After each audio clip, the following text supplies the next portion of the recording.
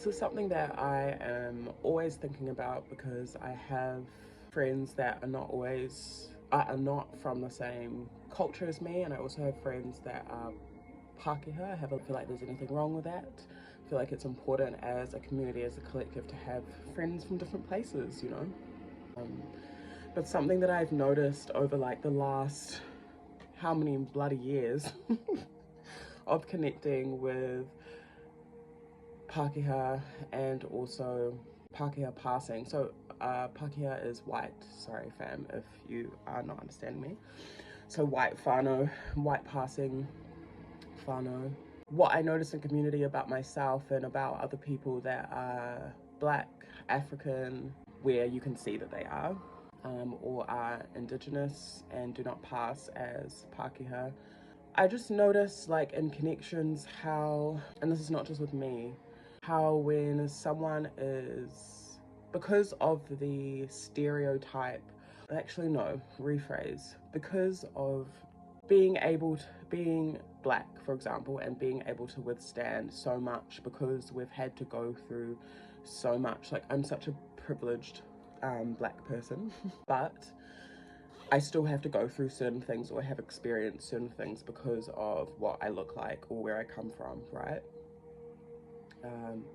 And I feel like that inherently, I think it's so much more deep-rooted than what I'm saying, but I feel like that inherently makes people believe that you or we, as Black whānau, as Indigenous, like people think that we're stronger inherently, or that we can withstand more. And it's interesting, like in the past few years, I don't get counseling anymore, but when I did, I would talk to my therapist about how I feel like people offload on me a lot, also because of the mahi that I do and the space that I hold. So expect me to be able to hold their issues without holding space for me. And that kind of came down to also me being a little bit quieter. But the reason I'm saying that is because it's not just about being an introvert or an extrovert. It's also about our deep-rooted conditioning. And we expect from Black and brown whānau.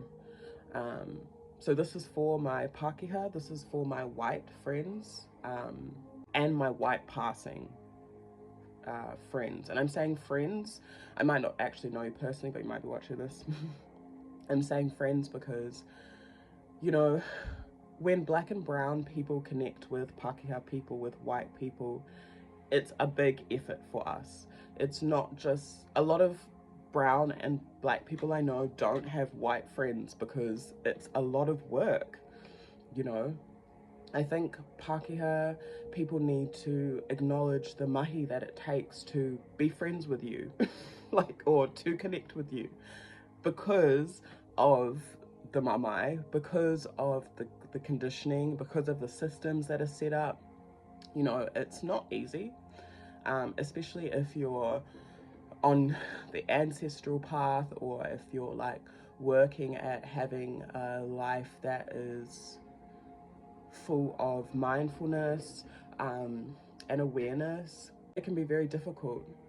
I think one thing that I would really encourage Pākehā and white passing people to challenge themselves to do, which I shouldn't even need to sit here and ask you to do this, but I'm always being called to be the one to do the hard mahi, so I'm here for it. But one thing that I would ask you to do is think about the space that you hold for your friends, your whānau, that are not white or white passing. In kōrero and conversation, do you let them speak? Are you just talking about yourself? Do you listen to their issues? Do you give space for people to share about their own stuff without having to over-relate? Something that I find that comes up in my friendships as well, and this is not directed at one particular person.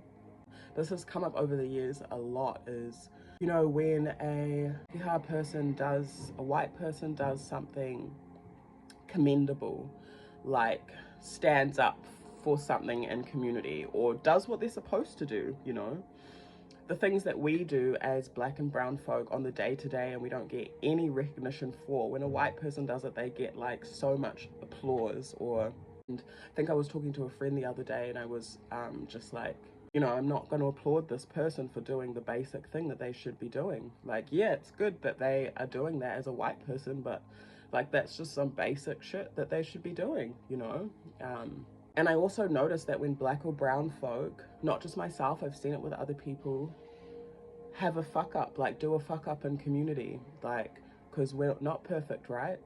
There's so much, there's a higher level of expectation to be in this perfection. Like, if a black or brown person fucks up, it's, oh no. But when a white person fucks up, it's probably more normal. But then when a white person does the positive thing that we do all the time, every day, don't even get recognition for, this white person is praised. And I'm really over that within community.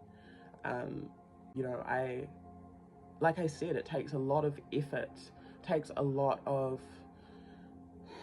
patience, it takes a lot of holding space to connect with and be friends with Pākehā people. And I don't actually think that we should be lying about that anymore. And it makes it, the work makes it a lot easier, or the load is lightened when Pākehā and Pākehā passing people, white passing people, do the work that they're meant to do for themselves. Yeah.